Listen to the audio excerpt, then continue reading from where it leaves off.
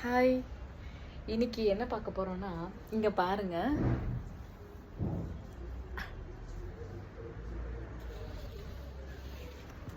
இது மணத்தக்காளி கீரை, மிளகு தக்காளி கீரை. ஒரு நாள் ஒரு வீடியோவில் காலைல வாக்கிங் போகும்போது ஒரு இடத்துல மிளகு தக்காளி கீரை பறித்து சாப்பிட்டே வந்தேன்னா, அதில் ஒரு பழத்தை மட்டும் கொண்டு வந்து இங்கே மல்லிகைப்பூ செடி வச்சுருக்கேன். இதில் மல்லிகை இருக்குது, சரிங்களா? அந்த மல்லிகை கூட சும்மா தூவி அப்படியே புளிஞ்சு விட்டுட்டேன். நான் புளிஞ்சு விட்ட அத்தனையுமே முளைச்சிருச்சு பாருங்களேன், அவ்வளவுமே முளைச்சிருச்சு. அந்த அப்படியே குட்டை முளைச்சிருந்துச்சு. பார்த்தேன், இதை எடுத்து பறித்து எங்கேயாவது வைக்கலாமா அப்படின்னு பார்த்தா எங்கே வைக்கிறதுக்கு இடம் இல்லை. அதனால் அப்படியே விட்டுட்டேன். இன்னைக்கு பார்த்தா அதில் பூ பூத்துருக்கு.